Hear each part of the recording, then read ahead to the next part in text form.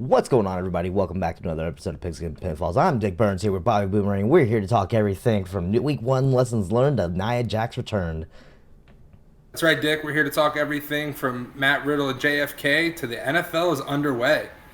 As always, leave every little bit of support helps keep the show running. So make sure to hit that subscribe button, leave a like on this video, leave your comments down below, and leave your expectations out the door. It was a good one. I like that one. Oh, football's back. Football is back. We've been covering wrestling so much during the preseason, just waiting for this moment. And now that it's finally here, like, wrestling is just like, we're gonna let you take a break. This is literally gonna be an almost all football episode. Yeah, and I mean, to be like, when you get rid of a cancer like CM Punk, there's really not a lot to talk about. This is the first week. Honestly, dude, this is the first week in how many weeks we don't have CM Punk news? Yeah, and honestly, dude, like, I'm really glad that wrestling kind of took it easy this week because, you know, we're not going to go this in depth for the remainder of the season, but it's week one. We wanted to show love to every NFL team with the exception of the Commanders because I hate them. But other than that, like, we really wanted to give a chance for, you know, if we've got some, you know, random audience member that's a fan, you know, out in Houston, we want to talk about the Texans. We want to talk about Seattle. We want to talk about, you know, every team. So we literally have every game covered, and we left a couple notes under all of them, and that's what we're here to do. Yeah, legitimately. Like, you said it best. Like, we're here for everyone. Like, we always have prided ourselves in trying to be that unbiased voice for all 32 teams. I mean, granted, you love to put your bias in there.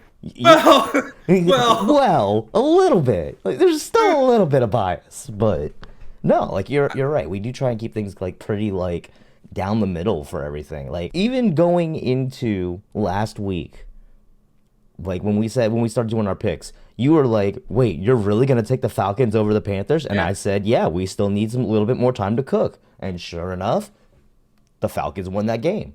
Like, we can look past biases enough that we can like do fair reporting on all these teams. We showed it with we showed it with the XFL. Correct. And honestly, with as much as I like to fucking dog walk the Commanders, I can tell you, you know, I can give an honest opinion about them taking my bias out of it. One thing I'm not really good at doing is taking my bias out of the Cowboys games. But when you play like we played Sunday night, I don't need to take bias out of it. I am getting ahead of myself. We will get there. Why don't you kick things off with our Thursday night season opener? Yeah, sure. So our Thursday night season opener was a great start to the season. Let me just go ahead and get that out of the way because already we're getting big shocks like the Lions beating the Chiefs in the season opener on prime time. Reigning champs losing. Now, granted, a lot of that probably has to do with the fact that there was no Travis Kelce this week. There's still no Chris Jones. We'll talk about that afterwards, but this was a shock. Like, no, like, if even like going like 2 quarters into the game, it was like, no, Chiefs are still the Chiefs. Like, this is still like let's not get ahead of ourselves. No, Detroit just played knockdown, dragged out football and took it home. They did, and honestly, like, seeing a head coach like Dan Campbell, he embodies the city of Detroit so fucking well. You know what I mean? Like, I'm telling you, MCDC, he embodies Coach of the Year. like he embodies like the working class man. You know what I mean? Like, granted, he played in the NFL for a few years, but he was a tight end, dude. Like, he's down to do the nitty gritty. He's down to do the flashy shit. He'll catch a ball, he'll block, he'll do, you know, like, that's part of what being a tight end is. And Detroit played very well, but also the Kansas City Chiefs are lacking in the wide receiver room. There was a massive drop off that we've seen. Like, we're questioning like who's going to be there. Like, we always make the jokes about, oh, Patrick Mahomes will throw to anybody. Clearly he can't. Correct. A lot of people were very suspicious going into this season about Kadarius Toney, and we saw exactly why. How many balls did he drop? 3 or 4. His drop led to a pick six. It was insane, man. This ball hit him right off his hands, right into the air, and right into the hands of the Lions defenders. And he took it to the house, and like, I remember, I don't know, I might have been texting you or I might have been texting another buddy, and I was like, As long as Patrick Mahomes is the quarterback, this game's not over. That might have been me. But, like, there was no Mahomes magic. No, there really wasn't. At the end of the game. At the end of it. Like, we've seen Patrick. Oh, it was in our fantasy football group chat. I was like, I've seen this man go down the field and score in 13 seconds. Like, but the Lions defense is real this year. Not only that, but like you said, you alluded to, like, the Chiefs don't have Tyreek Hill anymore. They don't have Mecole Hardman. They don't have Juju Smith-Schuster like they had last year. And this week they didn't have Travis Kelce. I thought maybe Sky Moore would step up. Didn't catch a pass. We thought Kadarius Toney might step up. Had a case of the yips. Who led them in receiving this week? Let's take a look. Rashee Rice. Rashee Rice? I think it was Rashee Rice. MVS followed by Justin Watson. But again, they each only caught 2 passes. Noah Gray caught 3 and only got 30 yards. Pacheco got 30 yards in passing. Like, he was spreading the ball around out of necessity. Let's see. Kadarius Toney, 5 targets, only 1 catch for 1 yard. And I think all 4 of those were drops. All of them. You know. That's not what you want out of your wide receiver 1. Let's not, like, forget that Marvin Jones Jr. on the Lions had a horrible game too. Oh, absolutely. He had like 2 or 3 drops, and then the one pass he did catch led to a fumble that the Chiefs recovered. So, like, he had a bad game, but Kadarius Toney's game was so bad, it overshadowed Marvin Jones Jr., and Darius Toney deleted his Twitter after the game. It was bad enough that when it's bad enough that you delete Twitter, you know you fucked up. Are you up on the Lions, down on the Chiefs, or somewhere in the middle? I think right now I'm still completely on level with the Chiefs. I think the Chiefs, they had to figure things out. It was impetus enough that they were able to work out the deal with Chris Jones today. That, I mean, 1 year, $19.5 million, a bunch of incentives tied in there. I'm pretty sure at the end of that game, Chris Jones was probably just sitting there like, y'all miss me yet?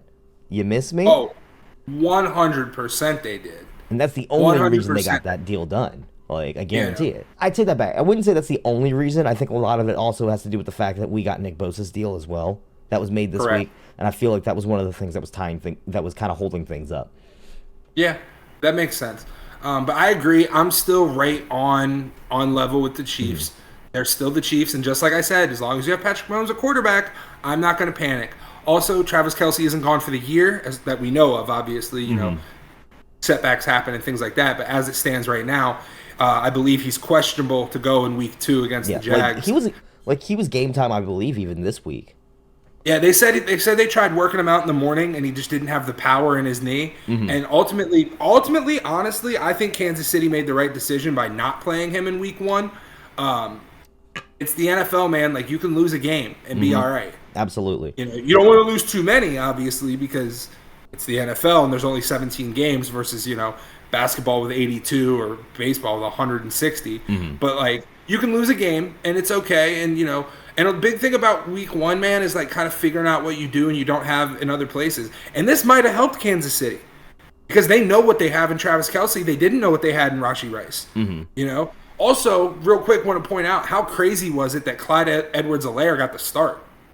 He didn't do shit with it. He didn't do well. He had some runs. He wasn't like something. Didn't do anything impressive, but he got the start over Pacheco, which I thought was weird.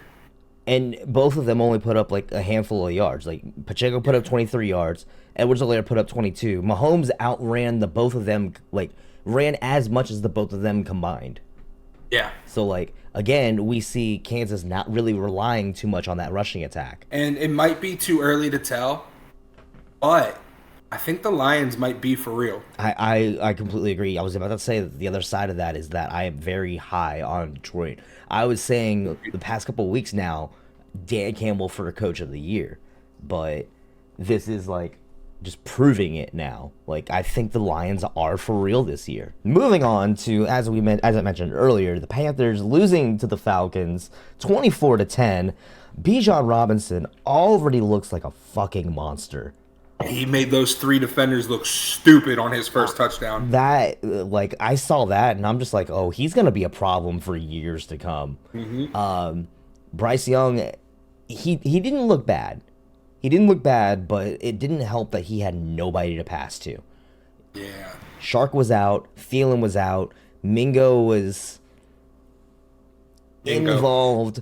Chenault was involved. I mean, there was a lot of people that were involved, but not enough to really help Bryce Young. It's a rookie week 1 start. Like, it's going to be tough. I think the rookies all went 0 for 3 this year. That was a big talking point, is the fact that all three of the big name starting rookies all lost their opening games. I think the one thing we did get out of that, though, out of Bryce Young, he has already got amazing rapport with Hayden Hurst. I've always liked Hayden Hurst as a tight end, and I think that he was a great offseason pickup for us. Yes. And he fits our scheme so well. He plays very similar to the way Greg Olsen played. Bryce Young throwing checkdowns to Hayden Hurst when he needed to reminded me so much of Phillip Rivers passing down to Antonio Gates when needed.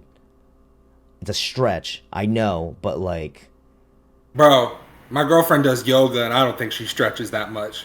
Fuck you. I'm not saying it in Bryce Young's manner. I'm saying it more in the way that Hayden Hurst was just like, I'm the checked out option. If you need something, I'm here. And as much as I'm joking with you, I agree. I'm really high on Hayden Hurst as well. Mm-hmm. I think he had a really good performance, especially because he has that rookie quarterback in there. Obviously some concerns with you guys' O-line a little bit. Mm-hmm. That's been known too. And I think because of that, that's also why we didn't have a really strong running game either. I mean, Miles Sanders put up like 70-something yards, but name a better combo than Miles Sanders and lost fumbles. Yeah. We had another one this week. Like when we first signed Miles Sanders during the big like running back shuffle of the offseason before the draft, I was very vocal about the fact that I was not impressed with the Miles Sanders signing because, again, I've always thought he had turnover issues, and already game 1 we're seeing that. So I bet you last week when I asked you if you'd rather have Jonathan Taylor, you might be singing a different tune now. No, because even then last week I was like, I don't know which one I would choose. That's fair. But it also doesn't help that you guys went against arguably the best rushing attack in the NFL. Legitimately, like Atlanta had one of the best rushing attacks of any team throughout the entire weekend. Because not only did you have Bijan out there running over us left and right, you've got Tyler Algier turning around and vulturing touchdowns. Here's another one to keep your eye on. Tyler Algier might be the touchdown vulture this year. Might be this year's Jamal Williams. He could be. And, I mean, from a fantasy football perspective, you could have started Bijan and Algier and got 40 points. It would have been an amazing handcuff to have, honestly. Yeah. I'm glad I have Algier stashed away in one of my benches. Don't remember which league. I think it's our league. But, yeah, it looks like Algier and Bijan is going to be a solid duo, a solid force to be reckoned with. But that's going to happen when you've got Drake London putting up goose eggs. Well, and that's also mostly to do with Desmond Ridder. He is not the quarterback that they were looking for out of him so far. I mean, this is year 2, year 3? I believe 2. Okay. But how long before we see Heineke? That's a really good question. I forgot that Heineke's the backup now. Because I can say this because he's not with Washington. I'm a big Heineke fan. I love how you had to preface it with like, he's not a Commander anymore, so now I can actually be like, no, I like him. Yo, the whole time, whenever you're not wrong. I was very high on Heineke when he was in Washington. DC. So yeah, when I was watching him in Washington, I was like, fuck, man. I'm like, he's not going to be, Pro Bowl or All Pro, but I like the way this kid plays. And then now that he's in Atlanta with the Falcons, man, like that's a really good point, though. If Desmond Ridder doesn't start developing quicker, there's a very good possibility they could switch to Heineke halfway through this year, and they could very well change their fortunes. And the best thing is there's no expectations on Heineke. There's no expectations on any of the teams in the South right now. Yeah, so like Heineke could go in there and ball the fuck out and maybe get himself a contract or a bag with another team, or he could suck and everybody would just say he's a backup. Ravens beat the Texans 25-9. C.J. Stroud's first NFL pass was a completion to C.J. Stroud. It was nice awareness from the kid to snag a batted ball out of the air. So that's going to be a great trivia question in the future. Yes, it will. Just like Brett Favre's first pass was an interception returned for the touchdown. Mm-hmm. Lamar to Flowers. What's his name? Zay Flowers. Zay Flowers looked good. I told y'all before the season started, I like Zay Flowers. You know what looked even better? Zay Flowers. This kid, he can fucking play. They found incredible something. to watch. I think that was a lot of what was being discussed as well, because there was a lot of talk right before the draft. Lamar wanted to make sure he had all the pieces. Like bringing in OBJ was one of them, but it was a piece in itself that we're still waiting to see if that comes to fruition. But there was all that talk about like what are they going to do about they need another receiver because he didn't think that Bateman was going to be able to do it. And yeah. I think that a lot of what made the draft happen, like what made the deal happen on draft day, was them basically saying, no, we're going to go out and we're going to get you a star receiver in the first round as well. And when they went and picked up Zay Flowers, I was just like, watch, this kid is going to blossom just in the same way that Hollywood did in his first year with the Ravens. Yeah, and he looked good, man. And you brought up OBJ. OBJ did all right, man. He had 3 catches. I think he had 30, 40 yards. But he also drew a couple pass interference calls, which if you ask coaches, they're going to say those are just as good as catches because he gets the ball downfield. It's the same thing as if you would have completed the pass to begin with. So OBJ looked all right out there. Lamar is still Lamar. Yeah. Legs look at great. the end of the day, Lamar is still Lamar. Right, and he looked great. His legs look great. And I love the way, man, he flicks the ball, but it's 60-yard bomb down the field. Like, it looks – him throwing a go route looks effortless. It's beautiful. It's really awesome to watch. Real quick, I when we were talking about the Panthers game, I said name a better combo than Miles Sanders and lost fumbles.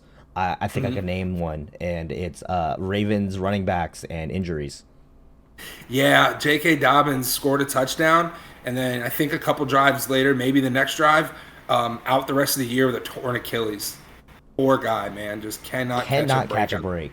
On the plus side to that, Justice Hill came in and had a good game, looking like he's going to end up having to get the call up again, which he's been called up before in the same situation, correct, and he's also performed just as well. So I think, and they still have Gus Edwards, who's had to be called upon. You hear people say it all the time, so let us at Pigskins and Pinfalls be the first ones to say it. Next man up. And then unfortunately, like, not a whole lot to talk about on the Texans side of things because that Ravens defense did just not let C.J. Stroud get into a rhythm. So, another rookie quarterback, another L.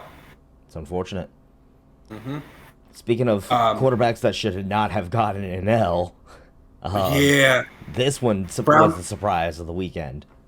Browns beat the Bengals 24-3. Joe Burrow and the Bengals had reached an agreement, 5 years, $275 million extension, $219 guaranteed, fresh off of his new contract, and he had the worst game of his professional career with a 45% completion rating. You know, this is as textbook as it gets. In the preseason, I was saying that Joe Burrow was going to have a career season this year because of the fact that he was playing for a contract. Now that he's already got his contract, he shits the bed. A little bit of breaking news, but we'll get to it when we cover the Monday night game that just ended about 15 minutes ago. Is it having to do with injury? It does. And I believe that I said Joe Burrow would be the first quarterback to get $60 million a year or a $300 million contract. And I was wrong. And honestly, kind of scares me because Dak's contract is up and we have to pay him. And he is nowhere near on the level of Joe Burrow. But paying quarterbacks seems to be an ongoing trend. But we'll get into that at the end of the year when contracts come up. The Browns defense blitzed on 13 of the 33 pass drops, which was a whopping 39%. They blitzed a lot. Browns defense putting in the work. They wanted to see how healed Burrow's calf was from that preseason injury, and he could not move around the way that he wants to or typically does. If Deshaun Watson played a good game, not a great game, a good game, this would have been way more of an embarrassment. The fact that the Browns only won 24-3 is largely due to Watson's very middling performance. Yeah, he didn't flash off the papers or anything like that. There wasn't any big name receivers coming out of this. Nick Chubb still put on a great showing. Amari Cooper with only 6 catches or something like that. I had him in fantasy, and I believe Amari Cooper only got me 6 points. 3 for 37. Yeah. And Elijah Moore went 3 for 43. Yeah, and Njoku had 2 for 24. Like nothing crazy from the passing game. There were certain moments where Deshaun Watson showed flashes of the player he was in Houston. But you got to remember, man, like he only played 6 games last year. He missed basically 2 years of football with his off the field stuff. So there's still a lot of rust that needs to be knocked off. And who knows, man, that scandal could have fucked with his head, as it should have. He shouldn't even be playing in the NFL. Anyway, Cincinnati had 0 defense. I'm trying to think of an analogy. My brain's not working. They couldn't stop shit. How about that? That was your analogy. However, it was a very slow start to a high-powered offense.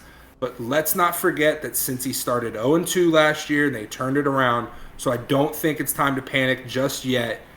Just like we were saying with the Chiefs, let's not, lose our minds or anything. Mm-hmm. There's still time, so we'll see. I wouldn't say that everything is completely out for Cincy just yet, but I will say that this means we need to start taking the Browns a little bit more seriously. Possibly, because their defense being able to hold T. Higgins to a goose egg. That was the other thing too. So I wanted to point that out. I have in one of my leagues, I have both T. Higgins and Drake London. Both of them put up goose eggs on me. Did you start them both? I did start them both. Tough break, kid.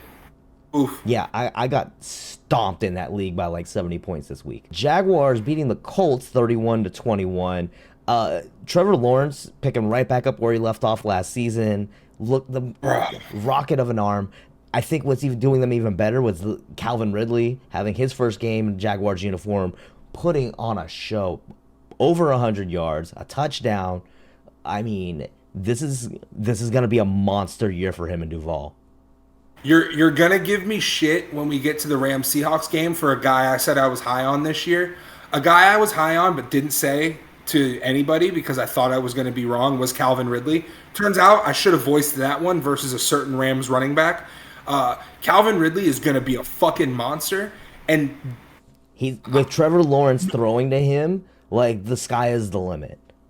Nostradamus pick right now. I'm calling it Calvin Ridley, top 5 finishing wide receiver this year. Oh, I'll take that as well. I gladly take that. He's going to have a career season this year.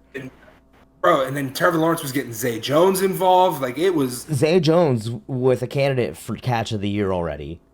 Yeah. That was the most beautiful layout touchdown that you could ever see. Drag... It wasn't even a toe tap. It was a knee drag inside of the bounds. Beautiful. Beautiful. You can't teach that. No, you can't. On the other side of the ball, though... God damn it. Again, we have to acknowledge another rookie quarterback, another rookie losing. But Richardson looked the best of the 3. 100%. Hands down. 100%. Most NFL ready. Yeah, moving around the best. He led the team in rushing. He still put up 200 plus yards, which the other 2 I don't believe did. 8 yards lost in sacks. That's it. So the line is holding up a little bit, but it still needs a little bit of work. I will say that where they lost this game was not having a running attack, and I feel like that is a big testament to this Jonathan Taylor talk. Now we see if you don't have Jonathan Taylor there, you are suffering. Deion Jackson, 13 carries, 14 yards. It's not good. It's not a good look. That's supposed to be your guy that's filling in the meanwhile. There is not enough receiving star power for Anthony Richardson to throw to for him to fly off the page. He would have to be that Mahomes level quarterback to really survive this game. The fact that they still put up 21 points and held their own against the Jaguars of all teams, you got to give them their flowers. I said going into this draft that Richardson was my favorite of the 3 quarterbacks. Time will continue to tell, but if this is what we're getting out of him week 1, don't be surprised if he doesn't get mentioned for Rookie of the Year. Yeah, absolutely. And honestly, man, if Jonathan Taylor's there, this might be a different game. Absolutely. I don't know if Jonathan Taylor's worth 10 points because it's hard to score in the NFL, but especially against a strong front seven in Jacksonville. If Jonathan Taylor, you can run when you can run the ball, you can run the clock. Mm-hmm. So if you can keep Jacksonville's offense off the field, maybe things go a little bit different. And if I'm in that Colts front office, man, I've got to start thinking like, shit, maybe we should work this out with Jonathan Taylor. Mm-hmm. Another thing to consider as well, Deonna Jackson, responsible for 2 fumbles. You need to work out that receiving core, like ASAP. Before we move on from this game, DeForest Buckner with the "Don't Mind If I Do" moment of the year, hits. Elaborate. So he hits Tank Bigsby, knocks the ball out. It's a fumble. Ball hits the ground. No whistle goes off. Ball is still alive. He realizes this, picks the ball up, and just takes off without anybody realizing, wait a minute, that's a live ball. Runs it in for a touchdown. Don't mind if I do. Don't mind if I do. In one of the better of the 1:00 games, the Bucs beat the Vikings 20-17. Who had that on their bingo card? Yeah. Actually, Yeah. Actually, okay, yeah, we both took the Vikings. Yeah, we did not have that on our bingo card. Turnovers lose you games, man. Minnesota had 3, Tampa had 0. Kirk had a decent day. He completed 75% of his passes for 344 yards. But those turnovers, dude, that's turnover city. Yeah, but with Kirk throwing for 344, man, that tells you right there. Jay Jetta's had him a day, bro. Not just Jay Jettas, but Jordan Addison too. I'm high on Addison, dude, as well. Yeah. Yeah, I was Addison and Flowers, both were part of that wide receiver run in the first round of the draft this year. They put in they're showing what their money is worth. I was telling everybody during the draft, I was just like, don't be surprised if you start seeing all of these rookie wide receivers going off, because that's the way the league is these days. You get a new wide receiver, and you want to play with your new toys. Trey Warner for the Buccaneers getting his first touchdown. I think that's a little bit of smoke and mirrors. I don't think he's really going to be like a name that's going to be standing out all year long. But good on you, kid. Got your first tutty. Neither team could really get the run game going very well. Like you just alluded to, I really like Jordan Addison. He showed some really good stuff opposite Justin Jefferson. Baker had a middling performance. He went 21 of 34, 173 yards. You would expect for Baker. Yeah, he had his 2 touchdowns. So, but he definitely didn't win them the game. But he sure as hell didn't cost them the game either. A lot of his stuff, in my opinion, was fuck it, Mike Evans down there somewhere. But it worked for him.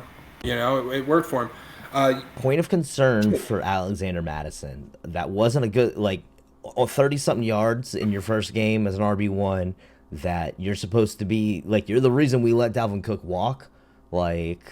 You gotta step the game up, kid. On one of Kirk's interceptions, Justin Jefferson threw the fucking smackdown on somebody. Huge hit. His helmet popped off. It was great. Speaking of huge hits, though, there was some friendly fire on the Buccaneers defense.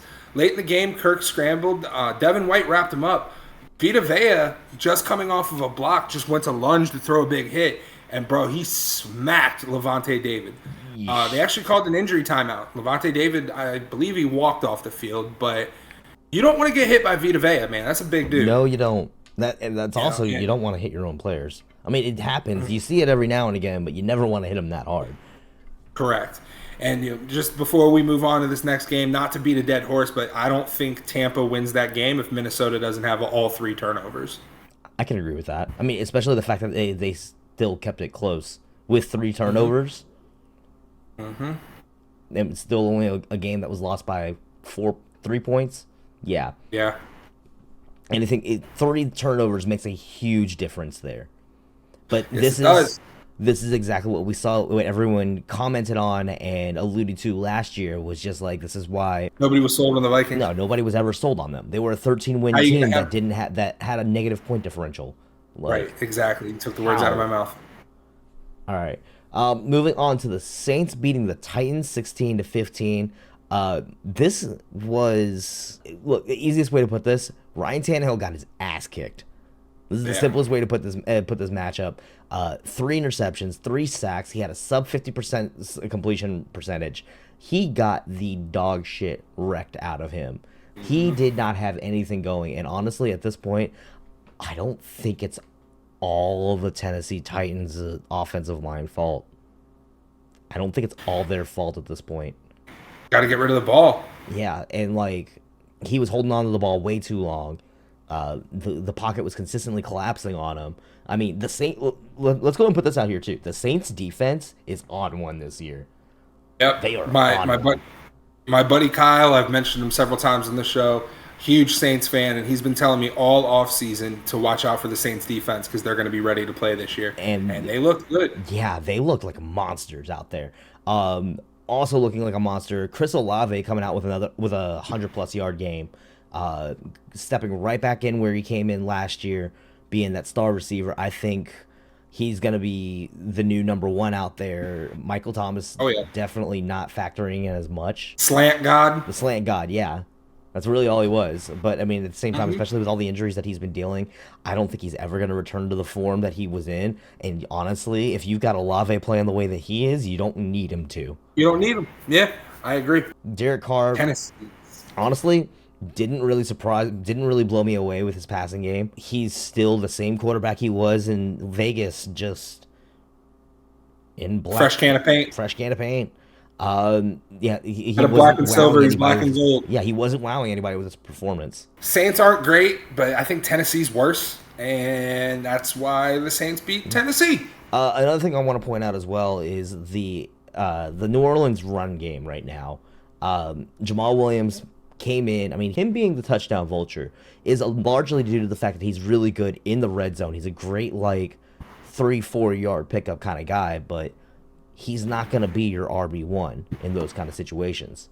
And he's not an every down back. He's a situational back. Yeah, he's a situational back. That's the best way to put it. And I feel like once they get Kamara back, they will be a lot more competitive after then, because that was still it was a shining, it was a glaring point. The run game just was not there. And once Kamara gets back, maybe that changes. At the same time, I'm also of the mindset that I don't know if Kamara is ever going to get back to the levels he used to be. I think being as stop and start as he has been the past couple of years, I don't think he's ever reaching that level that he once was. I think he can. But I don't think he will. I'm pretty high on Kamara. I like him a lot. This is actually the first year since he's been in the league I haven't had him on any of my fantasy teams, and I'm not really happy about that. But hard to run the ball when you don't have an O-line, and I'll talk about that in another game that I cover coming up. Tannehill got his ass kicked on this one. Don't be surprised if we start seeing Tennessee start tanking halfway through the year and then start getting in that Caleb Williams, Drake Mayo discussion, because we know they're not going to stick with Mayonnaise Boy. What happens if they put Drake Mayo with Will Levis? That will be a great day for Pigskin and Pinfalls, because we will have jokes out the ass. Oh my God. Just to play devil's advocate, I don't think Tennessee will do that, because then that will mean that 3 straight years they have drafted a quarterback with their first pick. Their first pick wasn't on Levis this year. Well, it'll be 3 straight years that they draft a quarterback, and that's not a good decision from your front office. That's also true. So yeah, I guess you're right on that one. I guess you're right. But even still, don't be surprised if we start seeing a little bit more action out of both Malik Willis and Will Levis by the end of the year. Speaking of no O-line, the 49ers my beat God, the dog shit out of the Steelers, 30-7. Before that game, they finally got the Nick Bosa deal done. 5 years, $170 million. 122.5 of that is guaranteed money. This is the highest paid contract for any defensive player in the history of the league. What do you think? I think it sucks because we have to pay Micah Parsons. And Micah Parsons is the best defensive player in the league, and now we're going to have to pay him a shit ton of money. I'm telling you, man, if Jerry Jones lets Micah Parsons leave Dallas, I will cry. You had to think about that one. Just how far am I going to take this? But Nick Bosa, I mean, he's pretty fucking good, man. He deserves to get paid. And again, we don't have to worry about that until the offseason. So we'll come back to paying Micah Parsons. Although it always comes back to you having to pay Cowboys players. We have have to pay everybody. Everybody needs money. It's all the fucking contracts are coming up at the end of the year. It's terrible. We got to pay Tony Pollard. Got to pay him too because we franchise tagged him. Anyway, speaking of running backs, Christian McCaffrey had a fucking ball game. 22 rushes for a $151 and a touchdown. Same player he was when he was in Carolina. Yeah, same player he was last year. I mean, he fucking balled out. Brock Purdy did really well, especially since he's coming off of an injury where we weren't even sure if he was going to suit up week 1. Also, this is Brock Purdy's team. 100%. Like, this is it. Brandon Ayuk balled out. We all probably thought it was going to be Bill Ayuk. He had 8 catches, 129 touchdowns. Is that a career day for him? Might be. There's really not a lot from this game. This game was all San Francisco. They completely shut down the Steelers in all 3 phases. This was the best looking team up to the point that they played. Yeah, I can agree with that. That's foreshadowing for a game that comes later. I think that this is one of the 2 most complete teams in the NFC right now. And as it stands right now, the NFC is going to come down to 2 teams. And guess what? Those 2 teams play in 4 weeks. With a third as a dark horse. You're talking about the Lions. Yeah. Just so we can, we said at the beginning of the show we want to talk about all the teams. So the one thing I will say about the Steelers is T.J. Watt on the Steelers is that meme of the Lambo in a garage with like the shitty looking house. You know what I mean? Mm-hmm. He had 3 sacks on the day, which is great. He's on pace to smash the sack record. I know on pace is kind of silly to make after 1 week, but 3 sacks against San Francisco, who, again, one of the top teams in the league, and probably the only bright spot for Pittsburgh this past Sunday. Yeah, pretty much. This is the only thing they got going for him at this point. Yeah. Speaking of trash, Washington beat Arizona 20-16. This game was tough to watch, man. Sloppy play from both teams. A total of 17 penalties, 5 turnovers between the teams. It was just not great to watch. Arizona's only touchdown came from their defense, which played well against a very below-average quarterback in Sam Howell. Sam Howell had moments where he looked decent, but overall, I was not impressed. I don't think that... I'm still kind of surprised they got rid of Heineke, to be completely honest with you. And Arizona, who we all, thought was tanking, they played hard in that game. Arizona could have won. They did not go out... Yes, I do still think that they're tanking, but they did not go out there and just say, fuck it. They went out and tried to play a little bit. I mean, so did Miami when they were tanking. Like, you could tell that they were tanking. But at the same time, it's just like... No, the people that are here still want to at least show why they have deserve to get paid. Yeah. And we were obviously shocked when Arizona cut Colt McCoy. We really thought he'd be their quarterback while Kyler's out, but they brought in Josh Dobbs, and he did really well for a guy who didn't even know his teammates' names. He even said that he was glad that the game day jerseys have last names on the back so he can know who he's talking to. He'd been there for 3 weeks, I think. And I think 3 weeks might be generous. I think it might have been less time than that. I want to say he was part of the team last year, wasn't he? No, Josh Dobbs, I know he spent time in Pittsburgh. No, Pittsburgh's where he started. Cleveland was also the offseason. He was with the Titans last year. And the Lions and the Browns. Yeah, Titans, Lions, Browns. He's played snaps for the Titans last year. I remember that. Also, I believe he is a legitimate rocket scientist. He majored in aerospace engineering. Yeah. So, yeah, he's a literal rocket scientist. A literal rocket scientist. So, he's literally one of the smartest players in the league, but not a whole lot from that game. It was ugly. Speaking of ugly wins. Yeah. Packers beat the Bears 38-20. I've seen a few people already singing praises for Jordan Love. I've seen a lot of people already praising him. But I'm not sold, dude. He only had 56% completion percentage. The devil's advocate that obviously is Christian Watson. Their wide receiver 1 was out. but it Romeo wasn't. Dobbs put on a showing, though. Yeah, and that was more Dobbs than it was Love, though. The Bears' O-line is really bad, man. Really bad. Fields was running for his life. Chicago's just lucky that he has the ability to do it. Good for them for getting DJ Moore, who he didn't even really show up much in that game. You take that back. Everybody said the Bears had an A-plus offseason, but it did not translate to a win here in week 1. Khalil Herbert also had some really good flashes and some moments where he looked really good. But again, you cannot run the ball when your offensive line is essentially bullfighters. Ole. Yeah, pretty much. You hit the nail on the head, honestly. Yeah. And it took Green Bay a really long time to get Aaron Jones as involved. That kind of surprised me. Aaron Jones and A.J. Dillon, probably the argument for second best backfield in the league behind Atlanta. Now, I want to bring back to our draft when I took Aaron Jones and everyone was like, really? I mean, the fact that, all right, first off, the fact that all of y'all let me have that entire like selection of running backs that you gave me in the second round, like I'm still blown away at the way that turn folded out. Eventually, at some point, I'll finish editing it and put it on the YouTube channel. But I've been saying for years that Aaron Jones will eventually like perform the way he is always meant to be. The big thing with him is that he's boomer bust. Yeah. Now, granted, I did the smart thing by handcuffing him with A.J. Dillon because he did, during that second touchdown, like start pulling at his hamstring. He did go out with that for the rest of the game.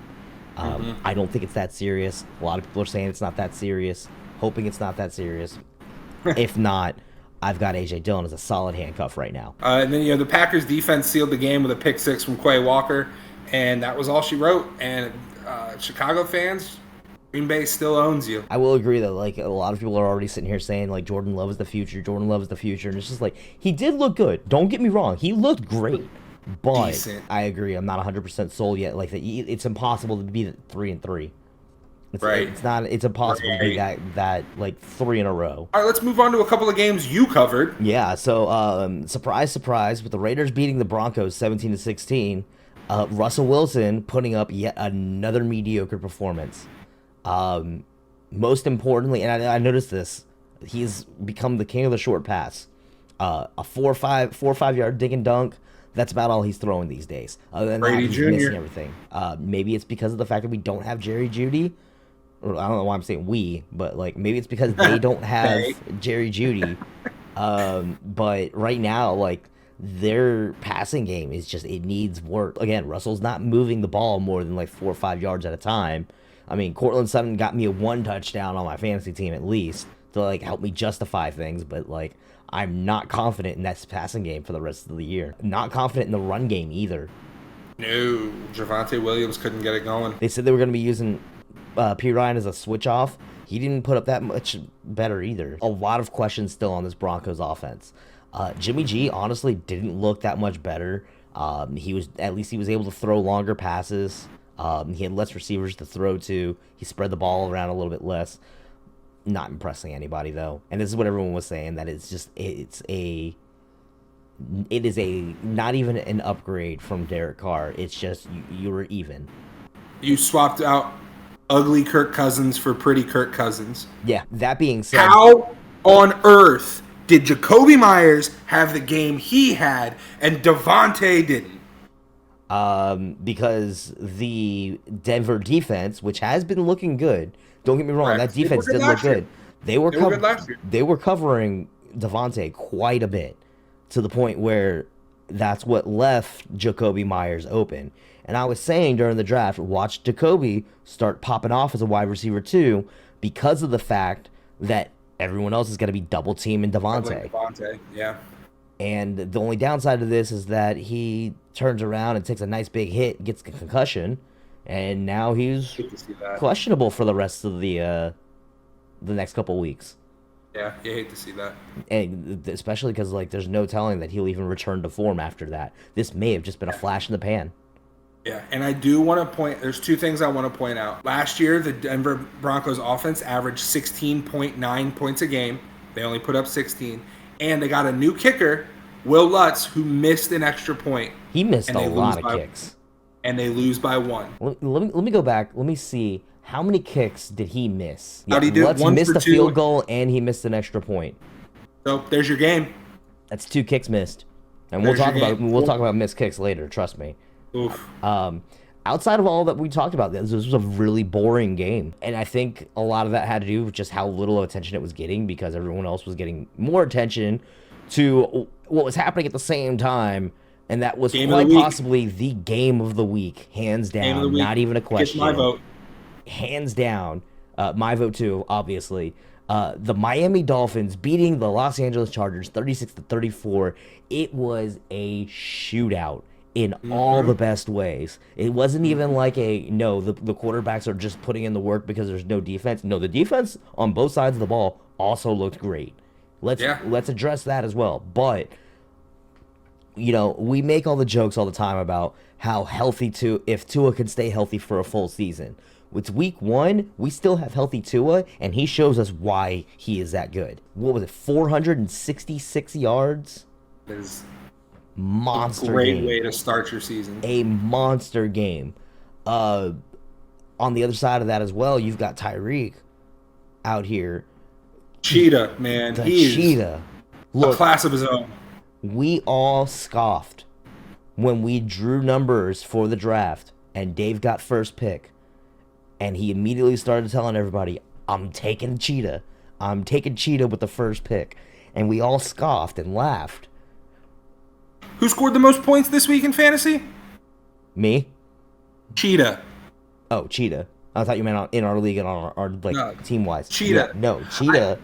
Cheetah put up why he was selected as number 1 overall in our league by showing what he was out to do. Like he was telling everybody before going into the season, he's been telling everybody, I want to be the one that breaks 2,000 receiving yards. He's already a 10th of the way there. Right. Now, we did give Dave some shit for taking Tua number 1. I think the rest of the problem is that the rest of his roster is also the Miami Dolphins offense. He took Tyreek with 1, but yeah, no, you're right. Like I want to say it was his second. I want to say Jalen Waddle was his second pick. Might have been. It might have been because he definitely came around to the second turn, like that turn that came around, and he had to pick somebody up. And I want to say it was either he picked up Waddle or I think it was his first receiver. But no, we were making fun of him because by the end of round 6, he had Tua, Tyreek, and Jalen, and I'm like, you're putting a lot of faith in that Miami offense. Right now, he's not looking that crazy. He's not. He's really not. Like this was a moment that he kind of just made us shut up about it. Austin Eckler still looked like a monster though. Still the same. Like that's who I still say is RB2 in the league. Like it's McCaffrey and then Eckler, and then everyone else. Everybody else. I'd agree with you. And I mean, he put up a monster game as well. The passing game. Even his backup. What's his name? Josh something? Oh. Josh Williams? No, it's not Josh Williams. Josh Kelly. Kelsey. That's right. Josh Kelly. He had 90 yards and a touchdown, man. Yeah. And then Herbert had a rushing touchdown himself. Herbert honestly didn't look that bad. He could have completed a little bit more passes. He got sacked way too much. But especially that last sack towards the end of the game, they backed him up 19 yards on the one. Earlier in the show, you said name a better duo than Miles Sanders and fumbles, and then you said, wait, I got one, and it's Ravens running backs and injuries. Well, now I got one. Mm-hmm. Chargers not closing out close games in the fourth quarter. Oh my God, that's so true, and I hate you for it. It, but you're right. I mean, that really does that's really what it comes down to, though, was the fact that they were given the opportunity to close it out, and they couldn't seal the deal. Real disappointing to see Josh Palmer only get one catch for 4 yards. Yeah, that's it's a little disappointing. Quentin Johnson, probably the one that was taken in the first round that did not put up a good showing this season, or this week. 2 for 9. Yeah, 2 for 9. He was only targeted 3 times. Yeah, and honestly, man, I think we just saw 2 of probably the top 4 AFC teams go at it against each other in week 1. Yeah, let's not discount the fact, Yes, the Chargers lost this game. Yes, it was close, but they are still like Very easily could have won it. yeah, very easily. Also, can we take a moment to point out that this means that the Raiders are the only 1-0 are the only team with a win and are sitting atop the AFC West. The Raiders are the only AFC West team to get a win, but I'm gonna go out right now. I'm saying Dolphins are winning the AFC East based off what we saw from the other three teams in that division. Not a bad call. Not a bad call at all. Speaking of the AFC East, the Philadelphia Eagles beat the New England Patriots 25-20. Philly started off hot, man, jumping out to a 16-0 lead quick in the first quarter. New England did a good job of clawing back into the game and getting it to be back close. Zeke looked good starting off for New England, had a couple good runs, a couple good pass catches. Then he had a fumble, and it brought me back to reality on why Dallas let him go. He's just not the player he was in 2016, but it looks like he's another running back by committee, which seems to be a popular theme now in the NFL. Dallas did it last year with Zeke and Tony Pollard. We're seeing it with the Falcons. We're seeing it with Zeke and Ramondre. Really, Patriots wide receiver Kendrick Bourne had 2 touchdowns, while their wide receiver 1, Juju Smith-Schuster, only had 4 catches and 33 yards with a crucial drop in the fourth quarter. Yeah, honestly, Bourne came out to play. Juju did not. Before the game, the Patriots did sign quarterback Bailey Zappi, and they brought back Matt Corral and had him on the exempt list. I don't know why they cut all their quarterbacks just to bring some back, but Bill Belichick is way smarter at football than we are, so who are we to question him? Trying to figure out anything Belichick does these days is just impossible. Philly very easily could have lost that game. I'm not sure if New England played well, Philly played bad, New England is good, or if Philly took a step back from what they were last year. I know what my answer is. What's your answer? They took a step back. I think so. They lost a lot of players on that defense. 25 points is normally enough to win you games in the NFL, but after getting to a 16-0 lead in the first quarter, you want to see teams step on the gas pedal and close it out. I think what it is they put so much stock into how good this Philadelphia Bulldogs defense is going to be. But I think that it still needs a couple weeks for them to really start gelling together the way that they need to be in Sirianni's defense. Yeah, and late in the game, New England was driving, and they had an opportunity to win. And the only reason that they lost is because rookie wide receiver Kayshon Boutte, great name, couldn't get both of his feet in bounds on a 4th down play inside the red zone. Boutte ended up finishing the game with 0 catches. He could have had 2, but he made the same mistake on both catches where he only got 1 foot in bounds. It's not college anymore. Tough break, kid. Yeah, it's not college anymore. The Rams and the Seahawks. The Rams win 30-13. This game brought a lot of people back to reality. This was the regression back to the mean for Geno Smith and the Seahawks. That offense looked a lot more like the offense that we were expecting in 2022. Whatever magic that they had last year is gone, and whatever magic that the Rams were missing last year is back. The Seattle backfield, everyone was making a big deal about how it was going to be K9 and Charbonnet. They didn't really impress anybody this week. No. It reminded me a lot more of when we were covering all the XFL backfields earlier in the year. Honestly, it was that depressing. DK Metcalf gets his touchdown. Tyler Lockett out 2 for 10. Probably going to be out for a hot minute now. JSN only puts up 13 yards. DK Metcalf only puts up 47 yards. This was a very dry defense. I mean, this was a very dry passing game. Just not a lot going on there. And meanwhile, I mean, Stafford is probably back into form. We all questioned it after last year. Is he washed up? Whatever.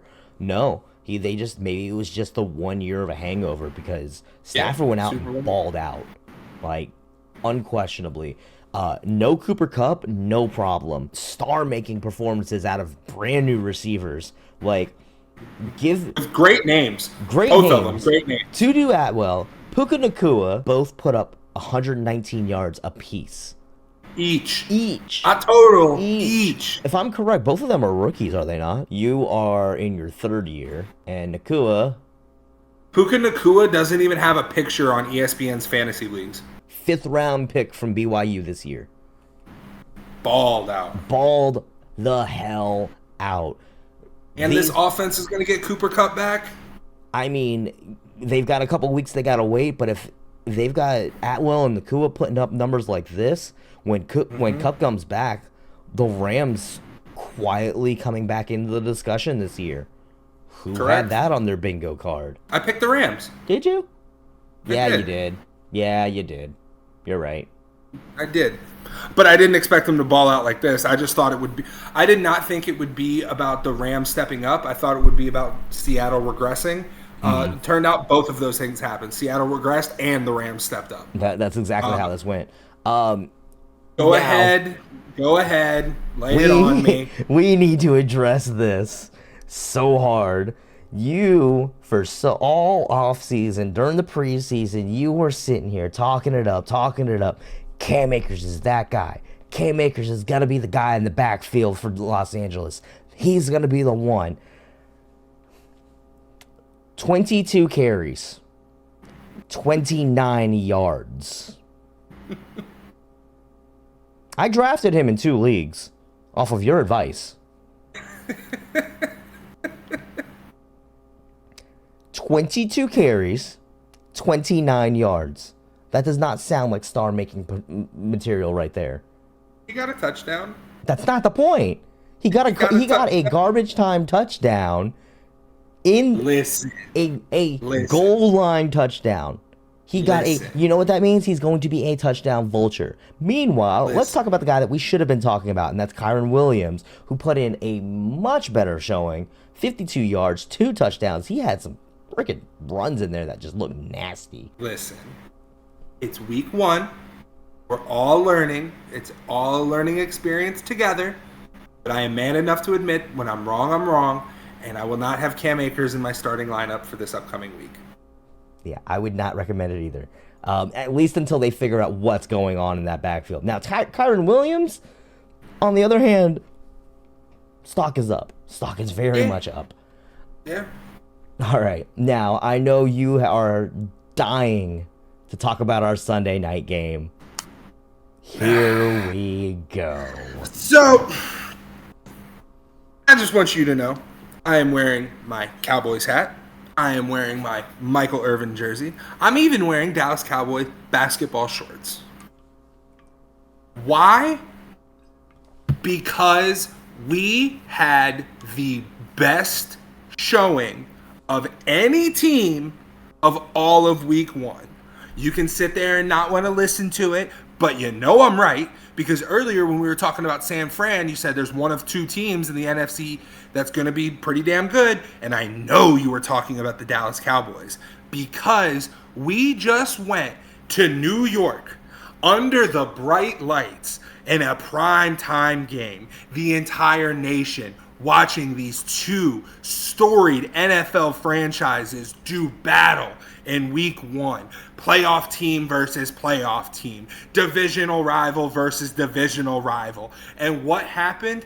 We went in there and laid the fucking smackdown on the New York Football Giants, winning 40-0. You're loving this, ain't you? That was probably the best promo I've ever cut in my entire life. You just cut that promo completely off the cuff. You are reveling in this right now. Because, and I want you viewers to know, we make notes for the teams that we cover. Under the Cowboys Giants, what is the first note that's listed there? I don't need notes for this one. I don't need notes for this one because it was an absolute mollywhopping, a drubbing, an absolute football clinic from all 3 sides of the ball by the Dallas Cowboys, America's team, going against the Giants in their home stadium, rain pouring down, us, Dak Prescott against trash can Daniel Jones.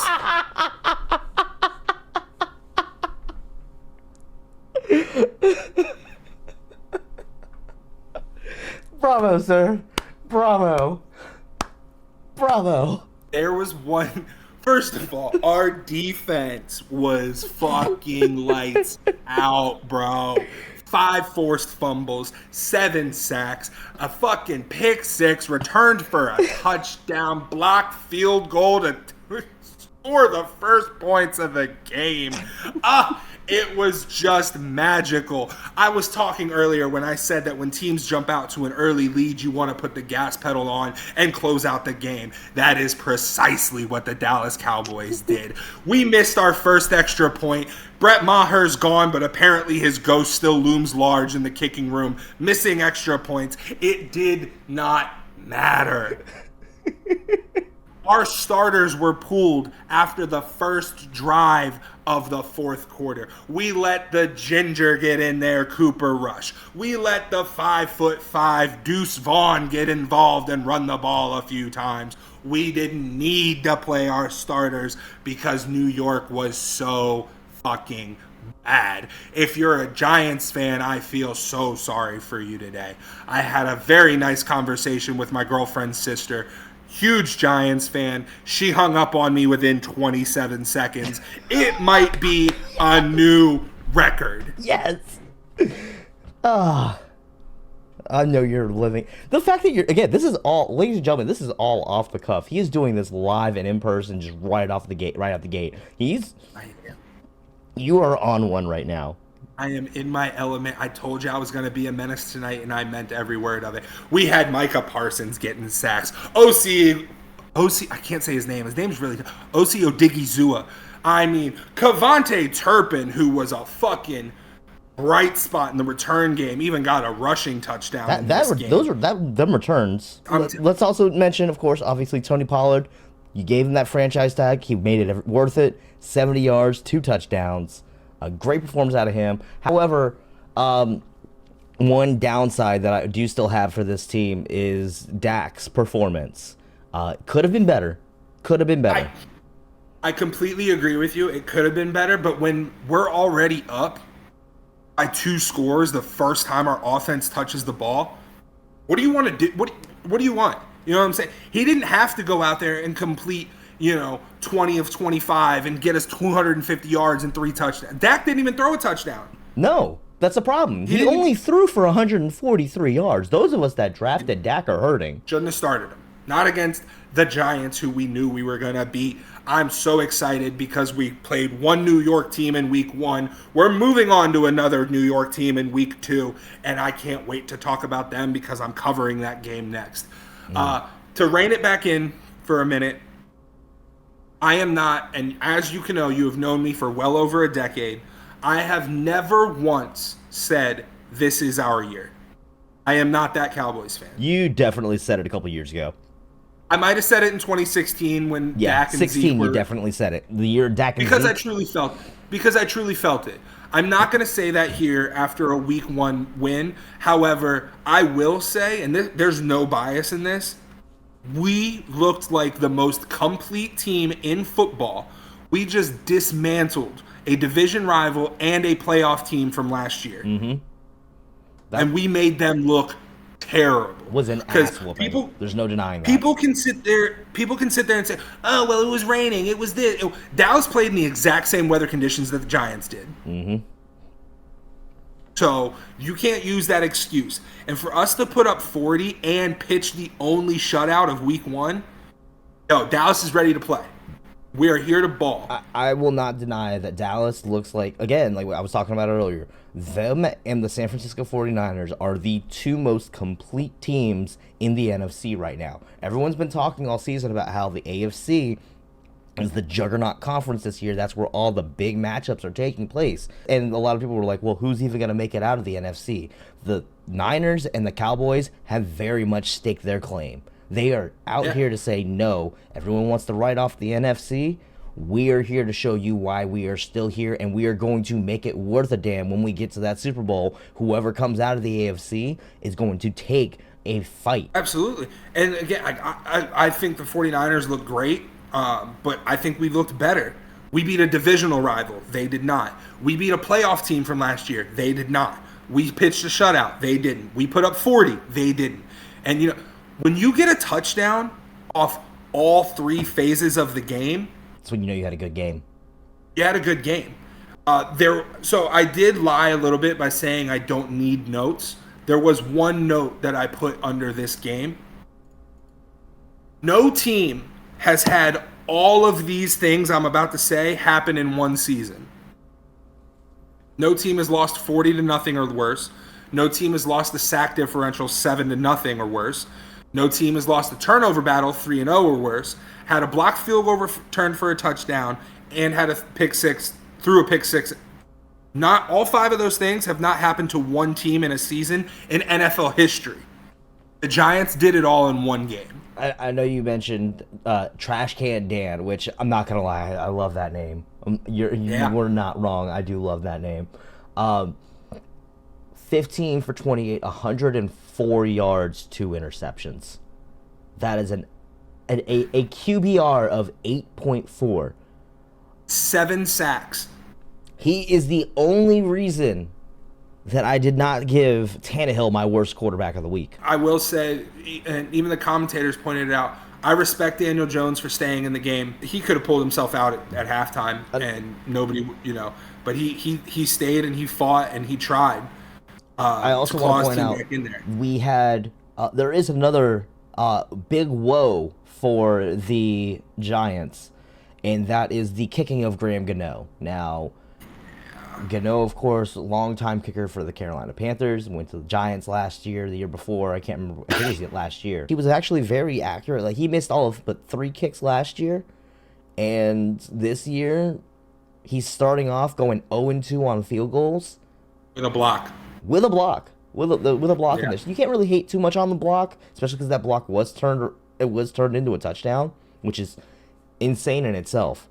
But yeah, I mean, the other one, like, you gotta, your kicker should be automatic for you. You should not have to worry about your kicker not making the kicks.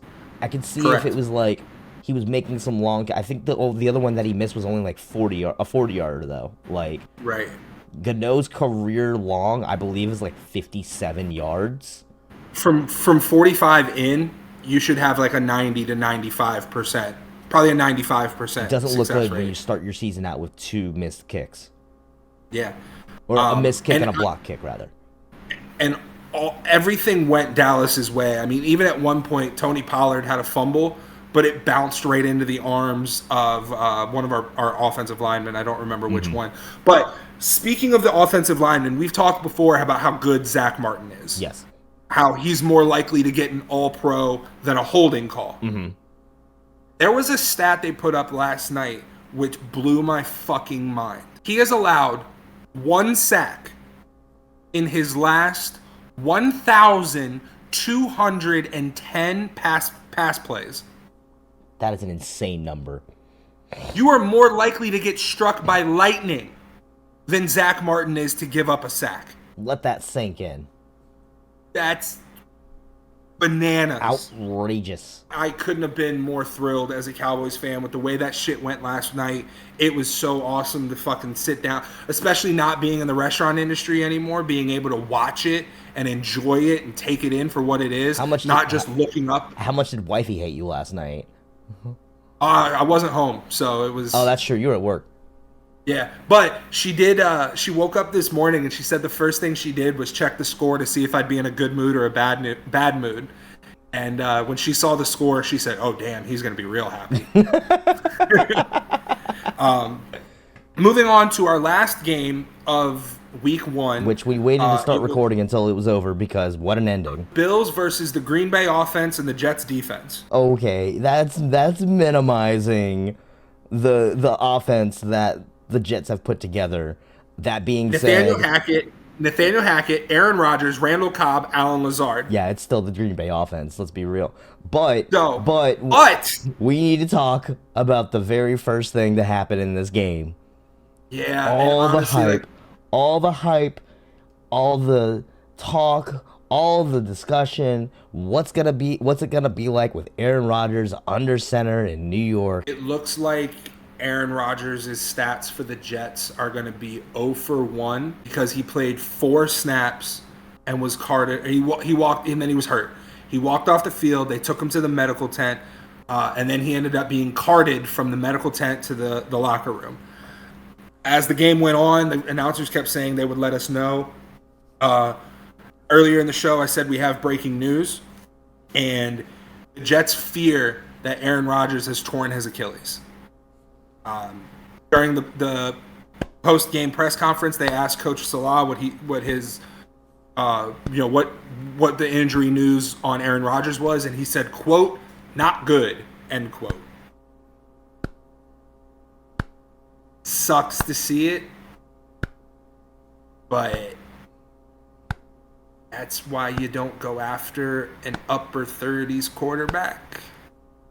The slowest of slow claps right now. I wonder if he's going to be on Tuesday with Pat McAfee. I can't wait to see what he says on Tuesday with Pat McAfee. He might not be there, man. If he really did rupture his Achilles, he might be under surgery. That's possible, but it's also possible that he makes an appearance either before or after the surgery and being like, yeah, so that's the thing. The thing that gets me, though, was that everyone was joking about how one of the stipulations of the trade was that there was a conditional second-round pick being given to the Packers that would only go up to a first if he played, 60-something snaps? 60-something percent of the snaps? Yeah. 65% of the snaps.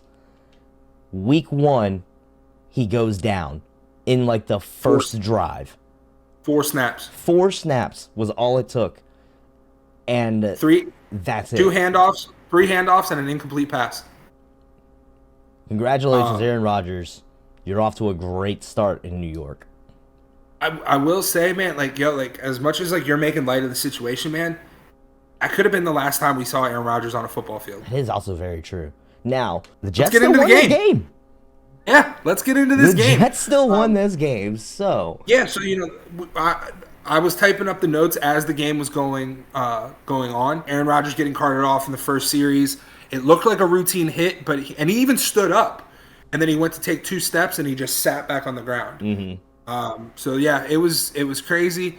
Breece Hall was killing it, man. At one point, he had 2 rushes for 109 yards because he ripped an 83-yard run. That 83-yard run, I watched that, and my jaw was just dropped. I was just like, because that came off of an interception in the red zone. That was that drive started on the 3-yard line, and Breece Hall just rips out. Yeah. Josh Allen must have felt bad for Aaron Rodgers because he kept the Jets in this game. He had 3 picks and a fumble. If you started him in fantasy, like I did, I only needed 11 points from Josh Allen to win my fantasy game. He got me 6. So tough break. Tough break. But that Jets defense was fucking stellar. He ended up with a 4th interception as well. Of course. I wrote these notes as the game was going on. So, but that Jets defense was flying around the field. They were fast as shit, laying some big hits on people. I think that you hit the nail on the head. You've said it before. I believe that you were right, Dick, when you said that the Buffalo Bills Super Bowl window is closed. I think it is. Don't get me wrong. I think that the Bills are still a good team, but I think that window has closed, especially you're now 0-1 against a divisional rival who was led by Zach Wilson. Now, that's the other thing too. Aaron Rodgers goes down, Zach Wilson goes in. And one of the biggest things that commentary was even putting over as well was the fact that they really gave Zach Wilson credit for maturing so much, even in front of the cameras, with Hard Knocks being on them. With the Jets having, he matured a lot, and honestly, you saw that maturation on the field tonight. I agree, and I really like what the Jets offense did for Zach Wilson when he came into the game. They really started him off with some easy stuff to get him settled in, because I'm sure, your Aaron Rodgers goes down with an injury. Now you got to come in on Monday Night Football, Week 1. The Jets gave him a lot of good stuff to settle him in. They had a lot of runs and screen passes and short, quick throws just to kind of get the jitters out of him. Mm-hmm. it worked. I mean, obviously, Garrett Wilson's touchdown catch was insane. They threw a fucking fade to him, and he tipped the ball back to himself, fell down, tipped it again, and then caught it. It was beautiful. And that's what tied the score 13-13 when we were getting ready to start recording. And then, Dick, you had the great idea to say, let's let this one play out. And I'm so glad you did, because Josh Allen finally woke up, and he showed up on that last Bills drive, and he took him down the field to kick a field goal to send it into overtime, which Tyler Bass doinked to get in. Barely made it. But that was just enough to send it to overtime. And then Bills get the ball first. I'm thinking like, okay, let's Josh Allen showed up last drive. He's got his mojo back. He's going to drive down the field. Bills are going to win this game. 3 and out. Wrong. Jets defense held him to a very nice 3 and out, because I think that Jets defense is for real. Oh, I fully agree. And then the Bills punted away on 4th down. And how did week 1 of the NFL season end? Week 1 ends with an overtime walk-off punt return touchdown by a rookie. Jets win.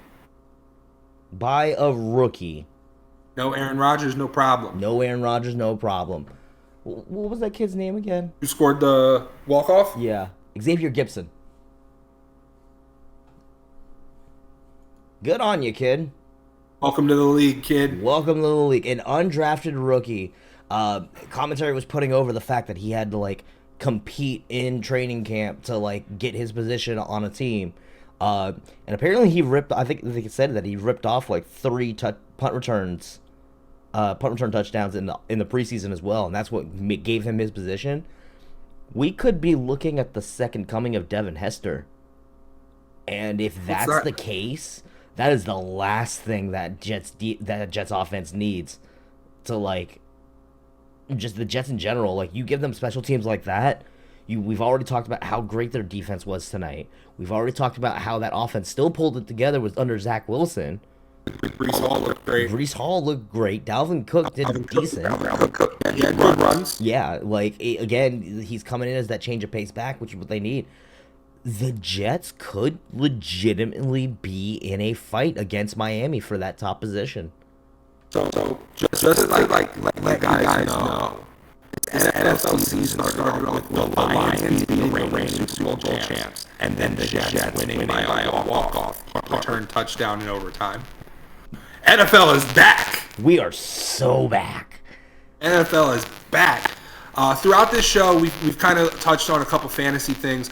Obviously, we said Tyreek Hill had the most fantasy points. One thing I really wanted to point out, though, just to hype my team up a little bit more, the second most fantasy points of this week was the Dallas Cowboys defense. This guy.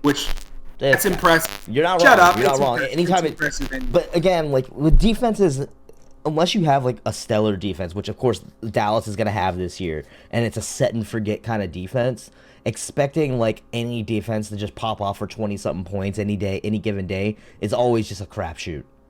Dallas had 35.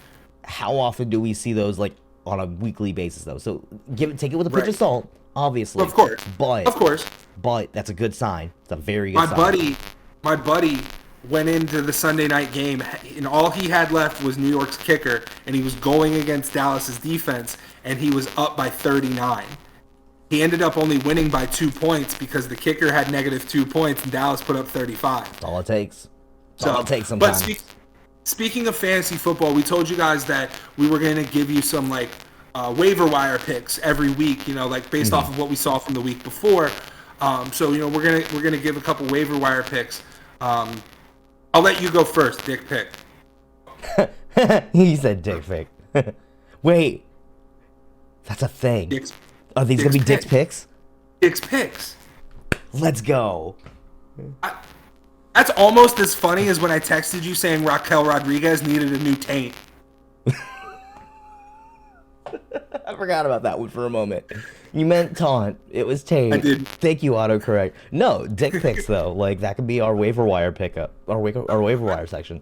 So yeah, let's talk about some of these. Let's talk about some of these waiver wire pickups. I'm going to start off with the entirety of the Los Angeles Rams offense. Like All of them. right off the bat. Basing this off of ESPN's. That's what we use. It's what we use. I mean, I don't know. I got 2 of my leagues using Sleeper this year. Interesting. Yeah. I've heard good things. I've heard nothing. Like I've got a great experience with Sleeper so far. Not gonna lie. Maybe we move our league over to Sleeper next year. Who knows? Maybe. But we're basing it off of ESPN rankings for the time being. But we're still basing it off of ESPN. That's what we've been using for decades at this point. Yes. To start off, again, Los Angeles Rams offense. Kyron Williams right now, we mentioned how he's really emerging as the RB1 in that backfield over Cam Akers, especially if he continues to play the way he did this week. Right now, he's only being rostered in 10.2% of leagues. The 2 receivers, Tutu Atwell and Puka Nacua, both of them, Atwell's at 5.9%, Nakua's at 2.5. This is ripe for the taking. Again, with Kupp going to be out for the next 4 weeks, this is definitely, like, if you need help at wide receiver, this is definitely the way to go. I would like for us to make a note and come back in a week's time for next show and see what their rostered percentage is at. We'll take a look into that. But yeah, I completely agree with all 3 of those. Take them all. Take them all. Take them all. Also, we've got Patriots wide receiver Kendrick Bourne, who we already said he showed up to ball out. Looks like he could very easily take over the wide receiver 1 duties in New England if Juju still has these down games like he had this past week. He's only rostered in 2.3% of leagues. Now, and that's not necessarily to say that Juju will be bad all season and that Kendrick Bourne will immediately take over as the wide receiver 1 in that scheme. But at the same time, if that's the case, he's making a great case for him to be a great wide receiver 2. Somebody that maybe needs the help there. Make a great flex for somebody. If he's going to put up numbers like that, absolutely. If somebody like me who drafted Cooper Kupp and Jerry Jeudy, who were both out this past week. Have fun with that one still. Moving on, the Ravens. We mentioned, of course, J.K. Dobbins going out with that injury. It's unfortunate. But like we said, next man up. Justice Hill has been getting a lot more of those reps as well, splitting time with Gus Edwards after Dobbins went down. He looked really good. He was making some good progressions there. Right now, he's only rostered in 0.9% of leagues. So less than 1%. That's crazy. If you're looking for a running back, again, I know I've historically always said I stay away from Ravens running backs because it's always by committee and there's always injury concerns. But we've already got the injury concerns out the way, so now you can go ahead and pick them up.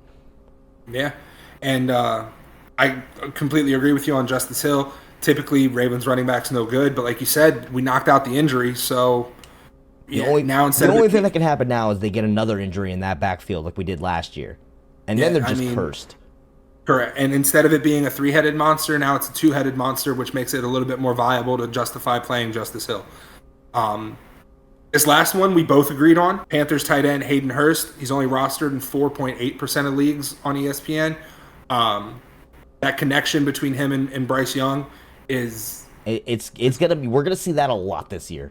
Yeah, we're going to see that a lot, and that's going to make a lot of good progression right now for Hayden Hurst. Again, especially as long as the Panthers receivers right now are dealing with all these injury issues right now. You're out your top 2 receivers in Thielen and Shark.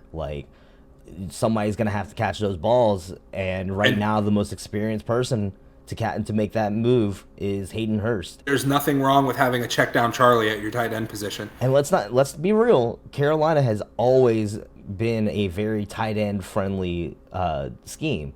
We saw Greg Olsen take that position and own it for a full decade almost. This is a good position for him to be in a great spot for being picked up. There is nothing wrong with checkdowns. Jason Witten made a career out of it. Exactly. That covers NFL week 1. My God. Ladies and gentlemen, football is back. Oh my God, football is back. We mentioned no wrestling news. We had some that popped up just before we went on the air as well. Nia Jax is back. That's a thing. I don't know how to even address it, or because it was literally we were joking about it before we went on the air. We were like, hey, there's nothing for wrestling. It's we'll figure something out. But and then sure enough, we got our something. In the main event of tonight's Raw, we had Rhea versus Raquel. They gave it a solid like 15 minutes. What we didn't see coming was the match ending by Nia Jax showing up out of nowhere, attacking Raquel, knocking her out, throwing her in the ring. Rhea goes in, gets the Riptide for the win, and then afterwards, as she's celebrating the win, Nia gets into the ring, and I'm over here thinking, oh my god, are we getting Nia Jax joining the Judgment Day? No. Headbutts Rhea, starts attacking her, does a bonsai splash in the corner, starts slapping her in the face while she's sitting on her. That was a nice little insult to injury. Nia Jax is back. You know, that women's roster is not thin enough. Why not have Nia come back and start hurting people? Yeah, because they're not dealing with enough injury issues already. Like, that's not a thing. That's not a thing in your locker room right now.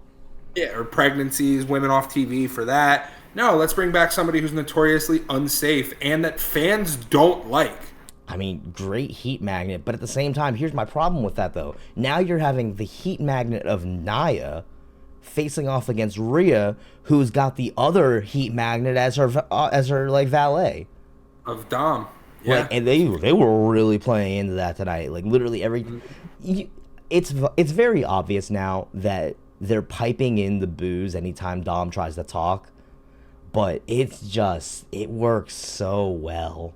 It does. It works so well. And especially now that you got them being all smarmy, trying to recruit Jey Uso. What confuses me is that this is, in a way, saying this is a face turn for Rhea, which her being as part of Judgment Day doesn't make sense.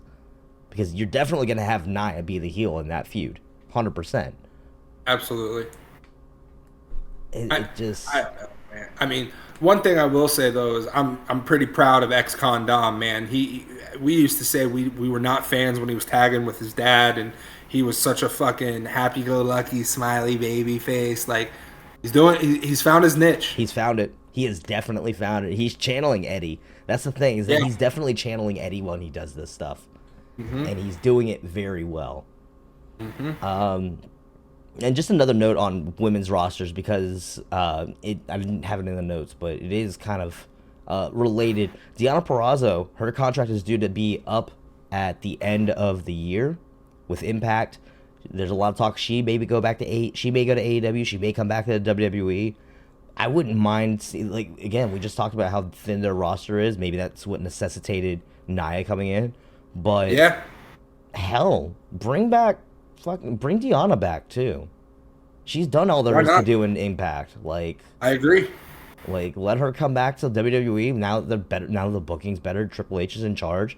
She won't get pushed off to the side. Plus, honestly, that's the natural tag team partner for Chelsea Green because they're best friends. And correct, they would be the perfect tag team together. Let them do their thing. Yeah, absolutely. I'm hungry. Yeah, I am too. Both figuratively and literally. Let's get these leftovers so I can go make some dinner. All right.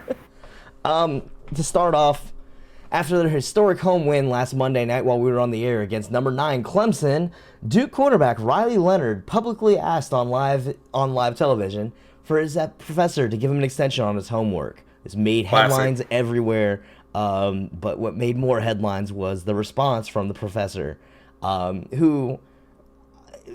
pure class move. I loved this. He basically goes, hey, great game. You did a good job. But your linemen were prepared and turned in their homework early. So, no, you're not getting a break here. Sorry. Congrats. I love it. You don't let athletes be above any other. They're called student athletes. Your student comes first. Huge fan of it. That's how you end up with quarterbacks like Josh Dobbs that are literal rocket scientists. And in the inverse, you have quarterbacks that ended up like Jamarcus Russell. Also true. I mean, in my short stint of college, I had a D1 basketball player in my math class, and he never showed up to class. I never showed up to class either, but him and I both showed up on the final to take our final, and I failed miserably, but he got a B+. Maybe this guy was really, really good at math and just understood it. But I don't think that's the case. He was the star player on our basketball team, and we were a D1 basketball school, so... Yeah. No special treatment for athletes. I'm with it. The Dudley boys, Devon and Bubba, signed Legends contracts with WWE. So they're going to be back in the fold. You'll start seeing them on television again. Start seeing them in promotional stuff. Wouldn't be surprised if they get added as DLC soon to 2K23. Who knows? Yeah. I believe that Bubba Ray still has a couple of dates. Bully Ray, I'm sorry, still has a couple of dates left with Impact. Impact. But after that, yeah, I agree. I wouldn't be surprised if we could see them come back in. Don't think we're going to see any physical confrontation because I think Devon is not from Devon. Maybe from Bubba. Yeah. Maybe from Bully Ray we'll get some contact because we know he still like has it in him.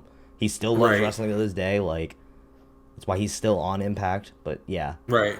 And not saying Devon doesn't love wrestling. I think Father Time's been a little more difficult to Devon than Bubba. Oh, absolutely.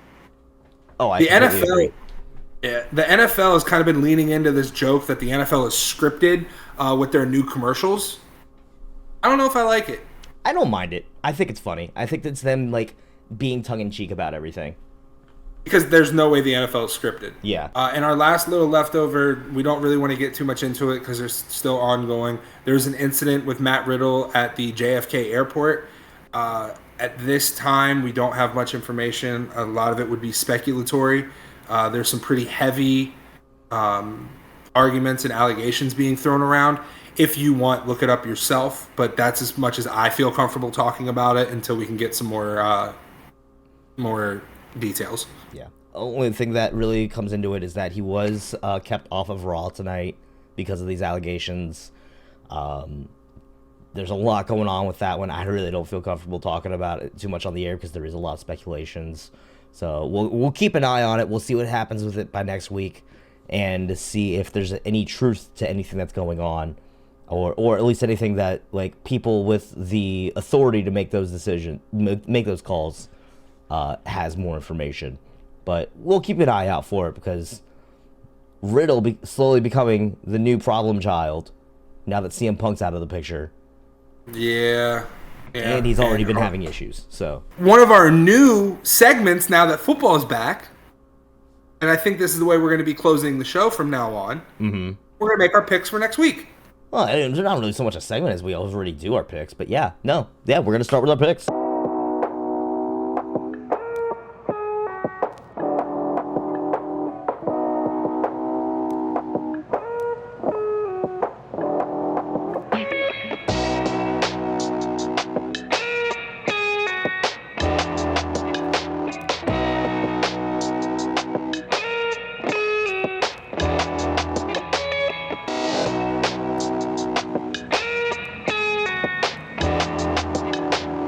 What are your top three teams in the NFL right now?